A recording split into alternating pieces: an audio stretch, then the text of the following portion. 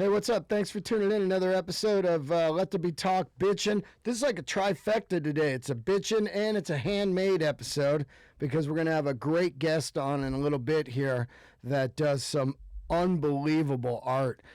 Before we get into that, Spicer is here today. We're at the All Things Comedy Studio, and he just came in with the iPhone SE, which at first I was clowning it when it came out. I was like, wow, what a dumb release. But then as I started reading about it, I was like, actually, this is a good release. If you're into, which I think a lot of people are starting to go back to phones that are kind of smaller, not small, but one-handed phones. Yeah. So the SE, if you don't know, which I didn't know, so I'm just shitting on it on Twitter, it's basically a 6S and a 5S body. Yeah. So you get all the great, fast, new shit, like the processor and all that. You don't get the great turnaround camera, but still, other than that, you get the incredible battery. It's the same rear cam, the old front cam, and then no force touch screen. But with my use before, it's like it's cool. It's a cool novelty. I don't give a fuck about force touch. Eventually, I might want it, but for me, having a phone that's the size I like, that fits in my pocket well. Yep. Like if you're sitting or standing or riding a bike, like I love the 6S Plus. Like I think it's a beautiful. Like if you're on the road all the time. Oh yeah. You can just have that. But I need something that like I can sit comfortably with. So for me, it was a no-brainer. This isn't for everybody. Nope. And it's weird, too, because it's like challenging your ideal of what like new tech is. Yeah, because I still have that same one here. And it looks the same. Yeah. So like no one sees this on the table and is like, oh, dude, you got the new phone. But it's like, this is as fast as anything. Of course, the 7's going to come out in September and be faster and better. But like, I've broken away from that yearly cycle or whatever. And so for me, I still had an original 5, like not even a 5S as like my daily workhorse. Yep. And I loved it. And I would have stayed with it forever. It was getting a little slow and laggy, and then the battery just fell off a cliff. But it was a 4-year-old phone. Got your money's worth. So it worked great. Like I would plug it in, and it wouldn't even charge. Like if I was listening to like Apple Music while it was plugged in, it's like I could see the battery like racing. It's like trying to charge, being depleted, trying to charge. So when this came out, Apple gave me $100 for my 5, and then this $100. $100. I think that's good. So great. Probably could have done better on Craigslist, but I literally not with that shit Apple battery. Right, and I was just like, here you go. They gave me $100. And this is the 64 gig one, so they don't make 128 in it though. Bummer. It's a bummer. So they called me a couple days ago, T-Mobile, out of nowhere, and they were like, which I'm not promoting T-Mobile, they're garbage. They're all garbage. They're all garbage. All of you are garbage. They're all garbage. The CB radio works better than all these fucking garbage things. You could pick up Grandpa's CB and talk to a guy in Germany for free right now. And I just did a bit on you. We're all going back to ham radios from now on. Like, hold on, I got to get outside. But they call me up and they go, "Yay, Dean, your contract." I don't have a contract or whatever, but they're like, "Your phone's paid off and everything, and we'll give you $300 if you come in and get a new phone." I go, "Okay, cool. So, how much for a 6S Plus and 128?" Yeah. She goes, "Oh, I'll call you back." And so she calls back and she goes, "Well, you'll have to put down $299, and then you can have the phone." And I go, "Wait a minute, you're giving me $300. Right. Why do I have to put any money down?" All of a sudden it's a fucking shake and fake. Yeah. They want to get me in the store, and then, the $300 is like a rebate you get later on and all this bullshit. I was like, see you later. But I am thinking about getting the SE, because I read the battery life is incredible, and I've been on this phone forever, and I know I really want the 6S Plus because it's big, but I know I'm going to be like this fucking thing all the time. It is a beautiful phone, but for me, and I have a couple of friends that have it, and they either carry a bag with them everywhere, which is fine, or they have it in their back pocket. That's just not doable for me. I just I know it's like my comfort, when I'm sitting. Or my comfort of like having this $800 device sticking out of my back pocket. I don't want that. Yeah. I don't want that. And if I'm carrying a bag with me, I like Apple products. They've been good to me. But I have an iPad mini. So if I'm going to have my bag with me, my mini lives in the bag. If I'm going on the road for like a short trip, I have a nice keyboard case for my Mini. That's my, I'm out of town. I can do pretty much every work I need to do on this. And then this is, I could tattoo this on me, right? Yeah. Like, this is always on me. I got a problem, too, spending the same amount of money on a phone as an Apple Air computer. It is crazy. It's fucking stupid. It's crazy. That is like, somehow America's just been like, yeah, I'm cool with that. I bought an Apple Air. It's the same price as the Apple 6S Plus 128 gig. Yeah, that sounds about right. What the fuck? Well, with the phones, they've conditioned you, and there's no good... Like, I always buy my phones outright just because I've broken myself from... Like, I think if you're on that 1-year upgrade cycle and you always need the thing, I imagine either Apple or AT&T or one of them has, like, a plan that saves you some money. Yeah. But I've broken... T-Mobile's got, like, a jump plan. Yeah, whatever it is. I've broken myself from that hype, need to have the thing, and so I buy the phone. I'm going to use it for its life. But otherwise, I just feel like the pricing of these things is so convoluted. Like, okay, come in, it's $299 down, and then we're going to add $4 to your statement every month that you're paying, plus another. Then you'll get a different statement that's an installment, and you're just like, what the fuck? That's all jive. And so, like, you don't realize that you just spent $800 on a thing. Like, who gives, like, their MacBook Air to their 2-year-old? Yeah. And it's like, here you go, play with that. You'd be like, you're going to fucking break it. Yeah. But I see parents all the time, they're like, here you go, Timmy. And it's like a 6S Plus. And I'm like, wow. You just gave that kid $1,000. Yeah. Like, what are you doing? Yeah, it's brutal. I kind of like the idea of the SC. I really want to know how long your battery lasts. Yeah, I haven't done a crash test on it, but just coming from, my last phone where it was tanked to this, and I'm like, all day, I don't plug it in, I'm streaming music. It's been great. Very happy so far. I'm about to look at it and shit, because it's so funny. Because I love the big one because I can't see, but now I got my glasses updated. Those are great glasses, by the way. They're updated. I can see great. It's so funny now when I get the phone, I'm just like, it's over here instead of like this. Yeah. And but my main thing still is fuck the touch screen. I just suck at it. And I wish the voice texting was way better. Yeah. It's just so shitty, Yeah. Google Voice, and the best voice recognition things that I've used on a daily basis are Google, whatever the Google one is called, and then Amazon's Alexa, or like Amazon. We have like one of those, it's like a portable speaker and just like artificial intelligence. Yeah. It's incredible. Like I can be blasting, like AC/DC, and it's playing out of that speaker, and I can still go, sorry if anyone has one right now. I would go like, Alexa, what's the weather? And it hears me over it's awesome. Wow. Hey Siri. Fucking nothing. That wouldn't work like that. Don't you got to press the button? Not anymore. Oh, no? Hey Siri, wow. Hey Siri, fuck that wouldn't work. Best run. I'd blush if I could. It's like it's like kind of working, huh? Does mine do that? Yours has to be plugged in. The newer ones don't have to be. Everybody's trying it now. Yeah, mine's hit and miss. I'm surprised that worked, to be honest. You probably have to turn it on, right? Yeah. All right, we're going to have a guest today calling in, and this is a great thing. I absolutely love Instagram. I cannot grasp, and I'm not some old man. I am a wizard at social media. I like it. Yeah. I'm addicted to it, unfortunately. It's like cocaine. I'm a fucking idiot on it all day, and I like it, though. And it's fun, especially Instagram. I don't, like I said, I don't get Snapchat yet. It's a clunky format. Yeah. I don't see a feed, which I don't like. I like feed. Yeah. Where I can see what people are doing.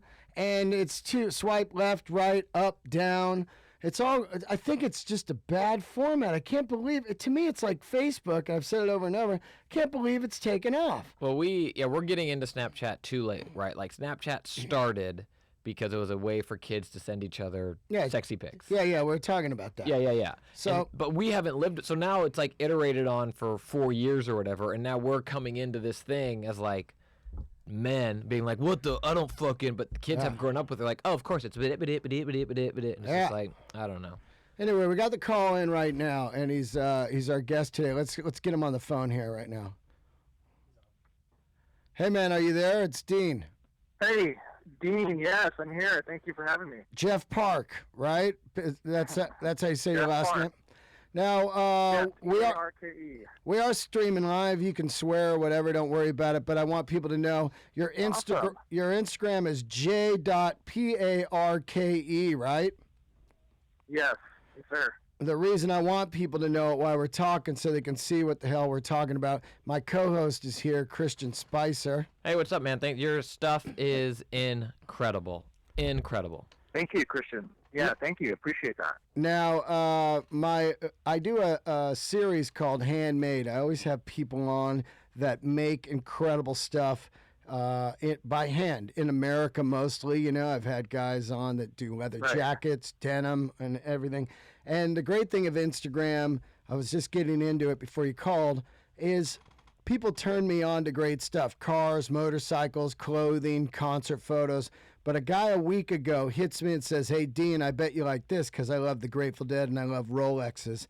He sends me this, sends me a photo of a Milgauss you did, and it is unfucking believable, this watch. And it actually fell out of the chair for a few minutes looking at it. And I was showing Christian Spicer here your work. Now that thing. Immediately, I've known a lot of guys that hand engrave and stuff like shotguns. Right. I know a guy that used to do air cleaners for Jesse James at West Coast Choppers. Okay, yeah, very cool. Yeah. So, how did you get into this, and how long have you been doing it? And tell us your process. First of all, it's all done by hand, right? Yeah, it's all done by hand. I do use some air tools. Steel is extremely difficult to cut. I mean, when I started out, it was all hand push and jewelry. And then you have guys, when you move into steel, you have to use the old school hammer and chisel way, which there's a few guys that still do that. But nowadays, it's all air tools, which is basically you have a hand tool that has a piston in it and, acts as a hammer. Right. Instead of having kind of like a tattoo gun a little bit? Exactly. That's probably the closest thing that, basically what I'm doing is I'm just tattooing steel in a way. Yeah. I mean, the processes are very similar with layout and how tattooers basically do their work. There's a lot of similarities. I got into this through doing jewelry work. I have family that's been in the jewelry business for, generations. Two brothers own jewelry stores. One of them grabbed me and, asked if I wanted to start doing goldsmithing, stone setting, repair work. So I started doing jewelry work, which, I kind of excelled at. I tend to be good with my hands. Were you a drawer before this or a painter? Because this is like intricate shit. Yeah, I did. No, I grew up drawing, like ever since a little kid, going to school, excelled in all my art classes, didn't ever pay attention in class, just drew over, all over my books. So grew up with an art background, studied a lot of art in college. Didn't really go anywhere with it. I just didn't think that you could make money doing that.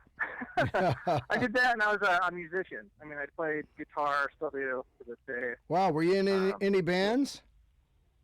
I was. A lot of garage bands. Wow. Went absolutely nowhere. Where'd you grow up? In Utah? Yeah, southern Utah. Wow, what part? Yeah, so... What part of Utah? Oh, I'm sorry, St. George. Oh, got you. So it's right on the Arizona border, right on the very southern border, about an hour and a half out of Vegas. At what point, I mean, like, my grandfather was an impressionist painter, and if he messes up, it's like, oh, it's a $100 canvas or whatever. Yeah. Like, at what point someone's like, here's this blank canvas. By the way, this blank canvas is a $50,000 Rolex watch. Yeah. Like, have fun. Like, how, I mean, you're doing it by hand, too. I just picture my hands just shaking nonstop as I'm like, please don't mess up. Please don't mess up. Please don't. Oh, fuck. Yeah, but what about when it's on someone's skin? Yeah. Like tattoo guys are like, oh, I fucked up. Is there ways to fix stuff that we don't know about while you're doing it? Very teeny mistakes. What you have to do is you just have to implement. If you slip and make a cut where you weren't supposed to, basically you have to like implement that into your design. Right. Or if it's just bikini, you can, go hammer that area out, file it down, sand it smooth. So for the most part, you can't really make too many mistakes. So which, is nerve-wracking, and it does require, you have to be pretty focused. Everything's done under a microscope, so very detailed work. So do you work now? This particular Grateful Dead piece was 250 hours, you said. Yeah, at least. I didn't keep track of that one, but it was a big project. Was that commissioned? Was a guy a Grateful Dead fan, or are you a Grateful Dead fan? How did that come about? So ever since I got an Instagram, I've had people contact me. I don't know if you've seen the guitar picks that I've engraved. Yeah, we were looking at those on today. My page, but I did a bunch of Grateful Dead ones, I don't know, probably a few years back. And some people saw them, really liked them. A guy out of New York, Chris Sir, with Sir Jewelry. I don't know if you follow him on Instagram. Right. He's another engraver, really, amazing jeweler. He has a lot of Dead fans that collect his work. And so he commissioned me to do a Grateful Dead Rolex theme for him. Yeah, that's for him. Yeah, he has clients that buy them. So I did it for him, and he had, can't even remember who bought it. We've done 3 of them so far. What do they sell for? That's a good question. I don't even know. Wow. Now, sounds like I would say at least 30. Wow, 30 grand. So a guy turns in his Rolex. So he already has to buy the watch, and then it's 30 on top of that, or is it 30 all in? I don't know. I know that a Milgauss will run you brand new around 8. Yeah, I know that, but I'm saying on top of that, is it another 25 grand to do the engraving? Yeah, on top. Yeah, you're putting at least another 20 on top. Wow. If not more. I'm not sure how much these sold for, to be honest. Right. Now, when you're sitting down, do you work 8 hours a day every day, or how do you do it? You know what? More. More? I'm still working a full-time jewelry job at the time. So I run a repair shop full-time, and I engrave full-time. Wow. So thanks for being I'm here. I'm basically just chained to a bench. Yeah. I work 7 days a week for the most part. Wow, man.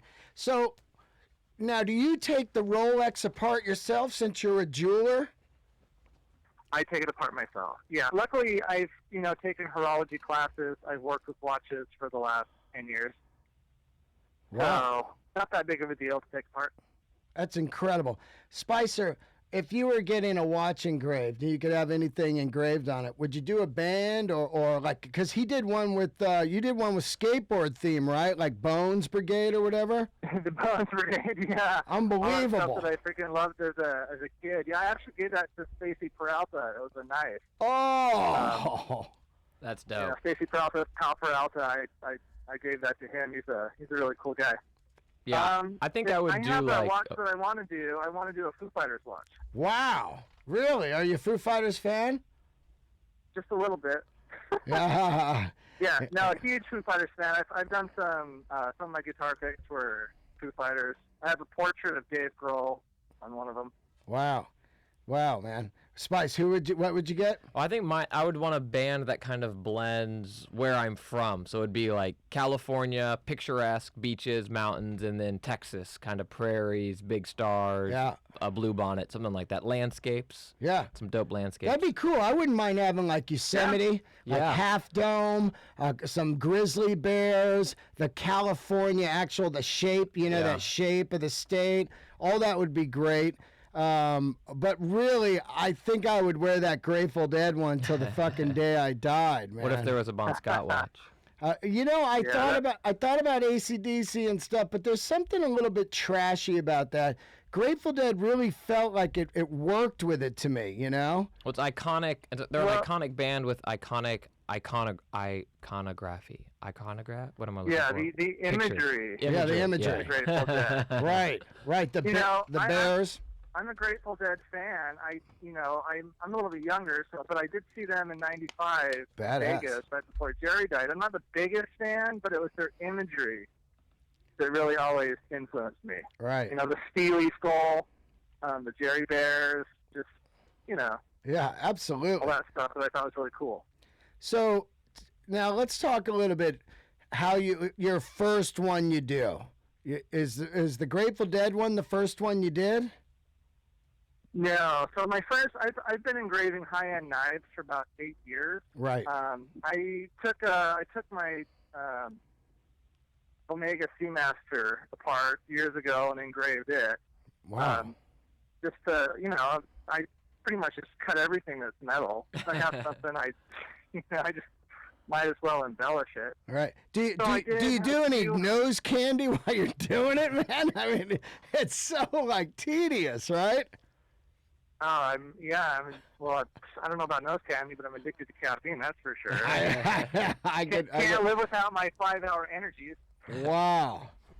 So you got the watch, and it's just you got a piece, and is it in a vise or something? And then you've got like a loop or something. Right. That's how you're doing it? I have an engraver's ball is just a vise that spins. It just has bearings, and so it just spins. And so you just hold your cutting tool in your right hand and you spin the vise with your left. Just in 5 lines, one after another. It seems to me the sky is the limit here, man. Like I was looking at it and I was thinking these are you could do incredible wedding rings. Guitar picks for guitar picks for awards or invites to stuff, amazing. Those guitar picks could be great necklaces, you drill a hole in it. Right. Yeah. And your stuff is insane. Now, how do you do you're engraving into it and then you drop gold in there? Is that gold leaf or is it actually poured in there? It's 24 karat. Mostly I use wire. So basically, if I'm going to put gold into an area, I have to cut that area completely out, relieve it. Then I kind of make cuts in the bottom like the teeth of a file. And 24 karat gold is so soft that you just hammer it in. Oh, wow. So you just hammer it in, then you just file it off and sand it off so it's just insane, this work. It's funny because I was showing a guy your work, and he said, "Oh yeah, I got a guy that do that about $3,000," and he showed it to me, and I was like, "You don't see the difference here, huh?" I mean, sure. Not your Grateful Dead watch, but your other watches that have the designs on it. His were similar kind of designs and stuff, but I can see the detail in your lines so much. It was night and day. It was hilarious how people always want to cut corners, and I'll have listeners on and they'll be like, "Oh God, this guy's out of his mind, $30,000 to engrave your watch." But hey, it's whatever fucking gets you off. You know what I mean? Like I see it and I'm like, man, that's something you wear for the rest of your life and no one has. Yeah, I mean, I lucked out. I studied under 3 just phenomenal guys engraving. Who were they? Jason Marchiafava, who, just in the jewelry world, he's like infamous. He currently works for Tiffany & Company. I studied under a guy named Alain Levenberg, who's a Belgian gun engraver. Oh, yeah. Studied under him for 2 weeks. Sam Alfano, he's probably the most affluent, popular engraver in the States. Guys who really, their stuff is just classy. There's a lot of engravers out there, like you said, and someone can do it cheaper, but it's just like getting a tattoo. You can get a bad tattoo. Yeah. If I wanted to you can get a really, really good one. If I wanted to get 2 Glocks with pictures of me carved all over them and every bullet saying "See ya, bitch," engraved there you into go. it. Yeah. What hypothetically? 2 Glocks. 2 Glocks, and then actually the bullets would say "Dean did this," so I would just go murdering people. And that'd be like $100,000. Nice. Yeah, just put your thumbprint, right on those bullets. Yeah.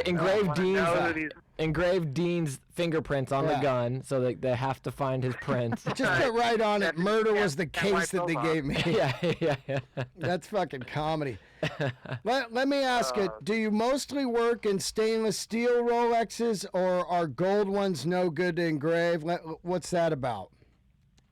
No, the gold ones are great. Oh, they are. gold ones they're fabulous. You can get more detail in steel. Yeah. But I'll tell you what. I mean, 3 Series stainless steel, which is what watches are made out of, they are a nightmare to cut. Well, Rolex has the toughest steel in the world now. Is lovely. Rolex has the toughest steel in the world now, they're saying. So that's got to be a nightmare, right? It's a nightmare. And that's another reason why nobody wants to touch watches, is because they're just too hard to cut. Well, with your new tools, does it make it a little easier, or still hard with the air hammer? It does. No, it makes it easier, but you still have to, like, you're just sharpening, just basically you can only make so many cuts before you have to sharpen your tool again. You have to have very sharp tools to make these fine cuts, and so it's a lengthy process. If I was to cut into gold, I could cut for a week straight and not have to resharpen. Oh yeah. With the stainless steel, the watches, I mean, you're resharpening like every 5-10 minutes. Wow. Wow. No shit. And how do you sharpen it? With the grinding home, just diamond laps. Basically, you're just putting facets on these steel points. Wow. Carbide actually is what I use now, but. That's unbelievable. I have a friend who owns one of my favorite clothing stores in the world, Self Edge. His name's Kia. And I had posted a photo of your watch on my Instagram. And he and I are into way high-end shit. And he was like, this is fucking mind-boggling. It was just, and a lot of people were really blown away by this watch, man. This watch I think a lot to do with it is the Milgauss is my favorite Rolex. You have the green crystal popping off of your gold skulls and stuff, the 24 karat gold skulls. This watch is just a fucking piece of art, man. Yeah, I appreciate you loving it. I mean, I love it too. I do. I really put like my blood, sweat, and tears into this stuff. Man. I just love it. I got into engraving. I never thought I'd make any money at it. I just had to learn how to do it. Right. And it's now, I guess, paying off because people, are paying me to do cool stuff. Now, but I really do try to put my best work into every piece I do. Can somebody go to you directly to get something done? Absolutely. I mean, if they want to contact me via Instagram, they can just DM me on Instagram, or my email is also on Instagram. I might have to give you a watch. You do my watch, and I'll trade advertisement for you. Well, we'll see. Maybe I can put your initials on it. Oh! Welcome to Let There Be Talk, episode 4,200,600. Yeah. Hey, Still running the same ad. I mean, people pay more for ads than that watch, No, I do hear you. I mean, I don't know much about it. It's probably definitely worth it, but I don't know. Cash always speaks the loudest. I hear you. I get a lot of. I can only grow my business so much because I'm the only guy who can do this. Yeah. I can't. I've tried to teach others, and they can't do it. At a level. What? But I can. So I mean, I can only get so much business. Yeah, I hear you. You guys got to raise those prices. Yeah. There's only one Da Vinci. Michelangelo could only paint so much. After that, it's like, you gotta pay me. Is there a line for your work right now? Are you working on a watch right now, and the next one's in line? What's going on? Yeah, I have. I just finished a piece that I was doing with my friend Chris, Sir Jewelry. Right now, I'm doing. Well, I just finished 2 watches. I have another one that's just sitting. I'm waiting for the green light, the guy to pull the trigger. And then, it's funny is I get a lot of people they're very interested, and we just go through email after email. But I think when you're paying a lot, it's hard to pull the trigger sometimes. But totally. I do a ton of jewelry. I do a ton of knives. Still, that's my biggest thing is knives. Yeah, because that's quicker, right? A couple days. Yeah, I mean, I can pump out, knives quite a bit quicker. Right. Yeah, watches take, if you like the Grateful Dead one, I mean, I'm in it for at least a solid 6 weeks. 6 weeks straight you worked on that? Well, and that's having a full-time job, and I have to do other engraving as well. So. Oh. But you got to pay the bills. I'm getting married at the end of the month, so I got to, I want to see that ring. Yeah. Yeah, that's got to be impressive, It'll be right? on my Instagram. Oh, yeah. Nice. Yeah, I'm engraving my own ring, so I'll have it on Instagram, a couple of weeks. Wow. Now you're moving to Scottsdale, is that right? I wish I could afford Scottsdale. Mesa. Well, Scottsdale seems like a complete area that would buy your watches all day long. Yeah, I'm really excited. There's obviously being from a small town in Utah, I have no business here. Yeah. It's all outsourced. Is it all internet moving business? Down there will be really neat. Is you getting a lot of biz from your Instagram? Tons. Instagram has been the best thing ever for a guy like me. I had a web page up for years and never had any business. That's just exactly what I was just talking about. Like Spicer and I, we have a dream of doing a show where we cruise around America and we just find people that make great shit or stuff like that, and boom, there you are. Without Instagram, I would have never known about you. And even though I'm into deep rabbit holes late at night on the internet of like, oh, look at this fucking thing. It's incredible that you could Google Grateful Dead and that watch didn't come up, but bam, Instagram, there it is with a hashtag. The power of a Grateful Dead hashtag right. And a Rolex hashtag, and there it was, Yeah, it's been the best thing for my engraving by far. That's insane. So thank goodness for Instagram. Instagram changed my life. Absolutely, and a bummer for me that Instagram worked for you, because I bet you could have got that done for about $5K about 2 years ago when you were sitting out in Utah bored, like, damn it, $5K, all right, I'll do it. Yep. Now it's gonna cost you. Yeah. Okay, I'm gonna cut you loose, but I really thank you for being on the show. And let's once again give everybody your Instagram. It's j.parke, right? Yes, sir. And do you have a website still? I do not. Good. No. Wise move. Wise all move. I need. That's great. And I was a little confused when I first found your watch. It seemed to be on 3 different guys' Instagrams. Are those partners of yours, or what is that? Yeah, so I work with Sir Jewelry. He's at SER Jewelry. His name's Chris. He's the one that's commissioned me to do these watches for his watch company, Fendi Temps. Right. That's at FINDESTEMPS.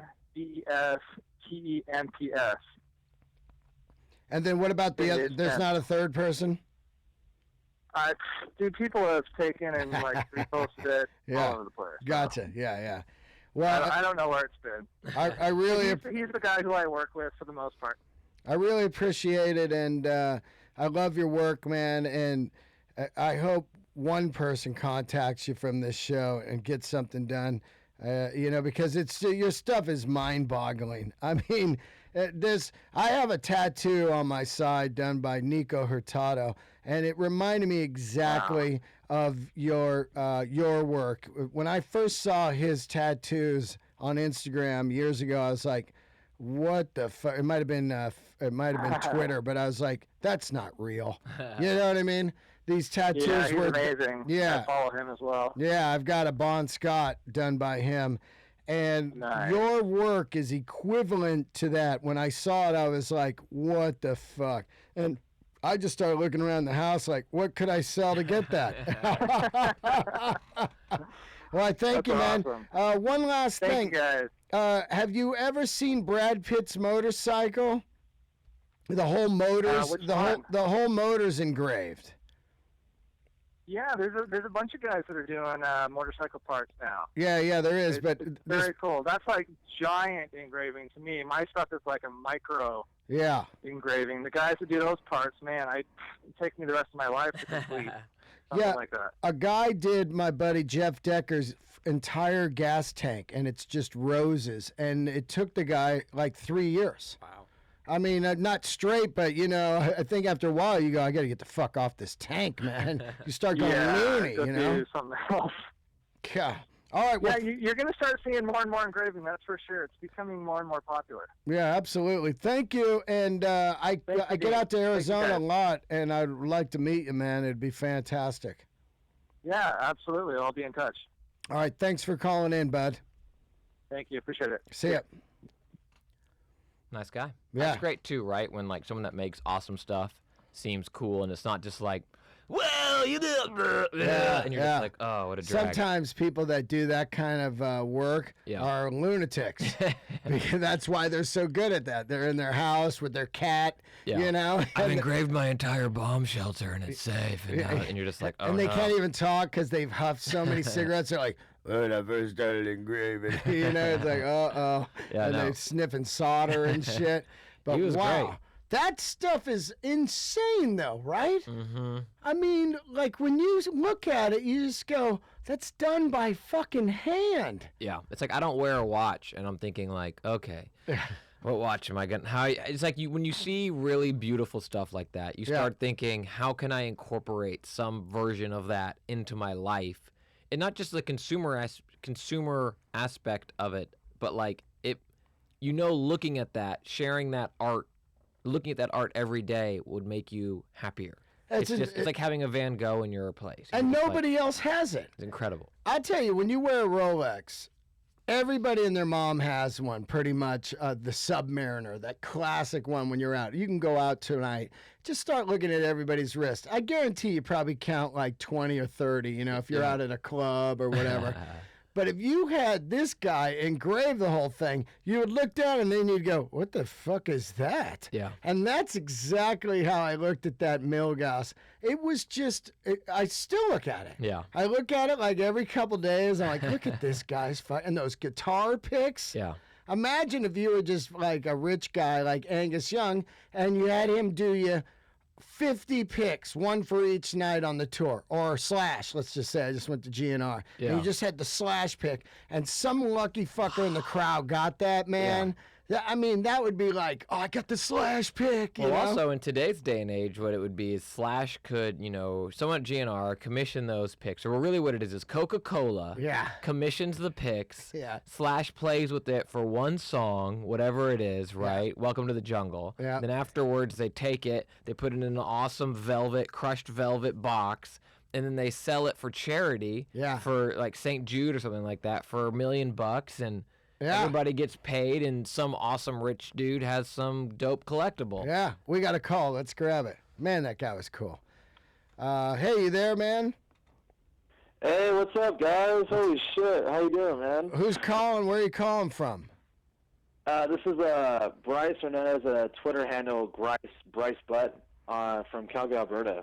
Oh, right on, man. Alberta. Yeah, what's up? How are you, buddy? What's up, bud? How are you? Oh, fuck, dude. It's cool to finally hear you on the phone, man. I've been keep missing you guys' live shows and shit, but, fuck, dude. It's awesome to be on here. Yeah, right on, man. Spicer's here today. Do you have any questions for us or anything?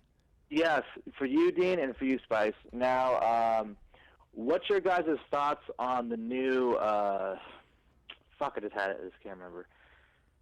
Between Spotify and Apple Music, which one is better? And which one do you feel that is going to help, I guess, bring more revenue or help be leniency towards artists to keep releasing music digitally or physically or even both, whatever, for what streaming services? For me, I've decided I canceled my Spotify and I went Apple Music, mostly because their family plan. So like, you know, these are first world problems, right? Like we're all privileged people. But like for $15 a month, I have my own playlists and accounts or whatever. My wife has hers, and then we have an iPad that we use as like a music player in our girls' room. So Nice. for $15 a month, I think it's 4 or 5 simultaneous streams you can have, and Spotify to do that was just more expensive, and that's what it came down to me, where like the catalogs were pretty much the same, but saving that $5 or whatever it was a month.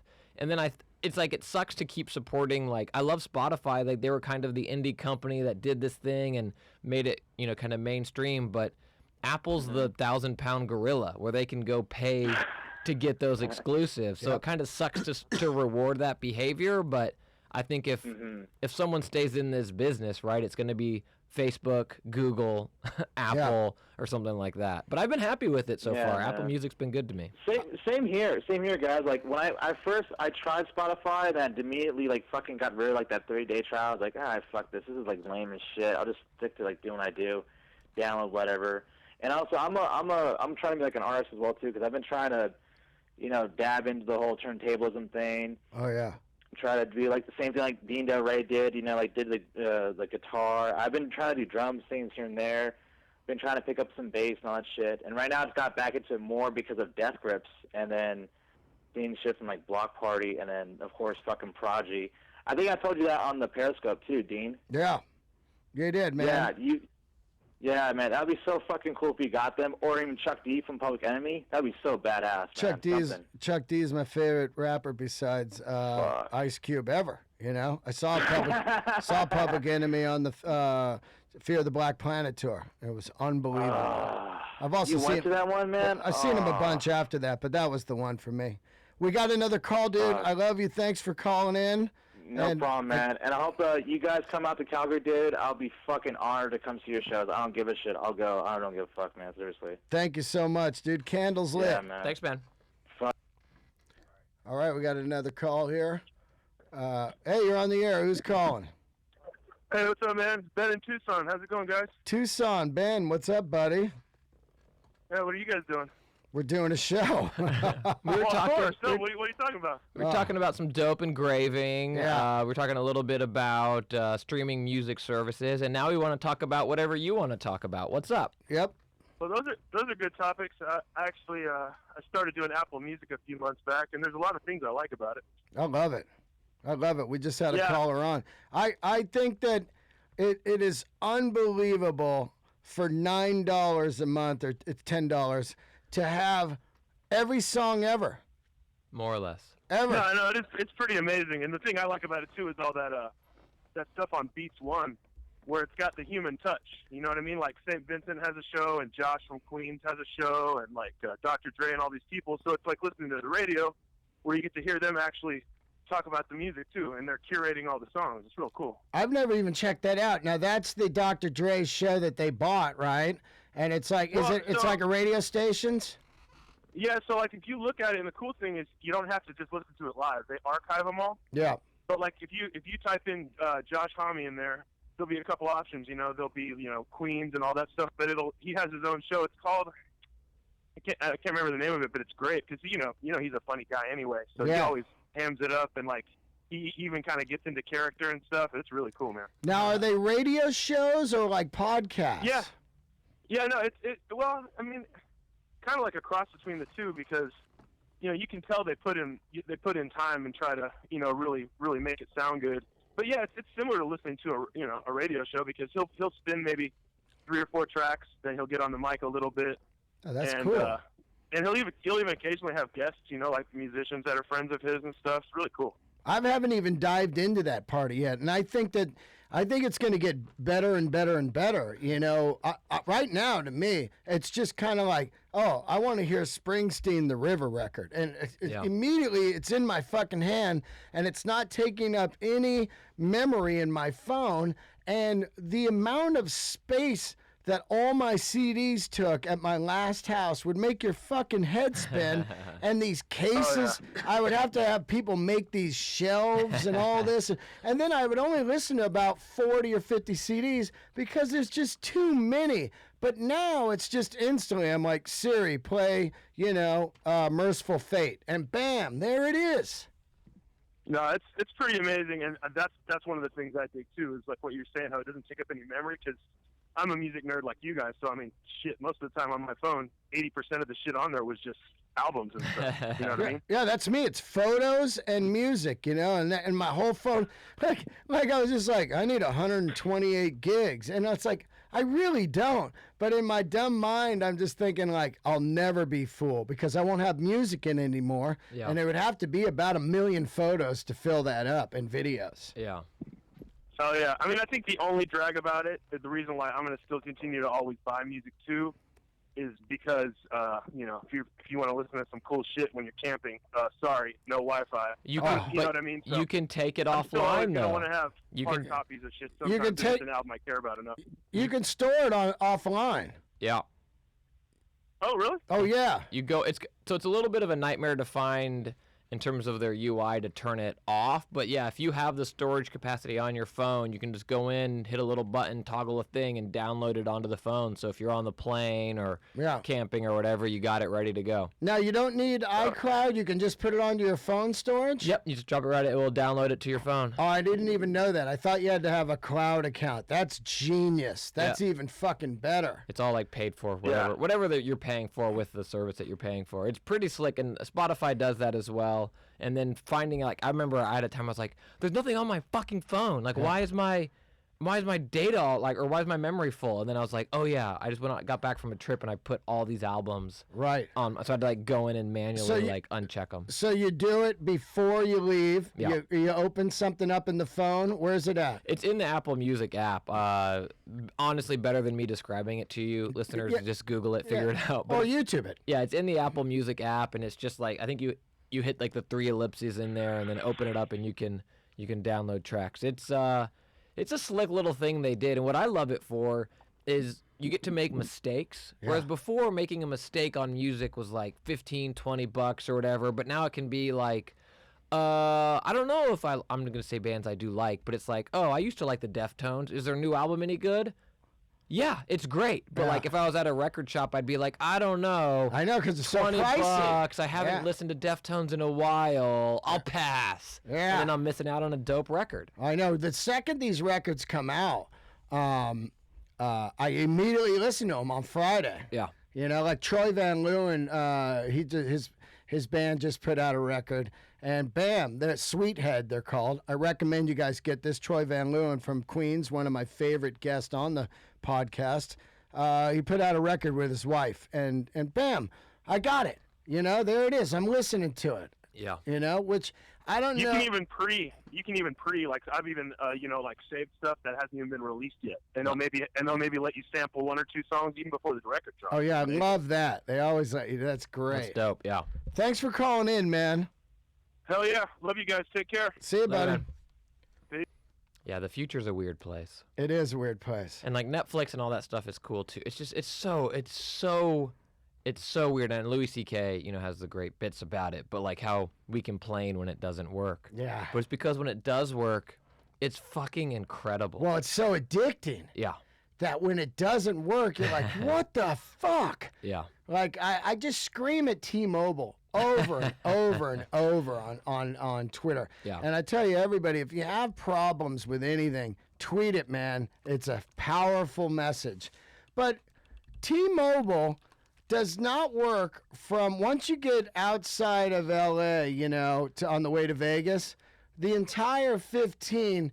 Sure, you can make a call, but you can't surf the net or stream music or anything. It just shows an E the entire road until you're like to the town like Baker or Barstow. Then for about 15 minutes, you've got some signal and you're all, oh, fuck, all right, cool. And then you're back on the road and you can't listen to any podcasts and shit. And same with I-5 from LA to San Fran. Yeah. And every time T-Mobile, they say the same fucking thing, and it makes me laugh. They get on the Twitter and they go, sorry you're having this problem. DM us. You shouldn't be having this problem. We want to get to the bottom of it. Yeah. It's because there are no cell towers. What kills me is I was in, when I was in Southeast Asia. Yeah. We were on this train. We were like on a road out to this remote town. Cell towers the whole way. Wow. It was like this country has better service than we do. Our infrastructure, our country is huge. Yeah. But our infrastructure is shit. It really is. Like the internet we're paying for and the speeds we're getting versus South Korea, or like not having internet be considered a municipality, and it's again though, this is me again now. I've gone full circle, right? Yeah. It's just so amazing. Everything's great.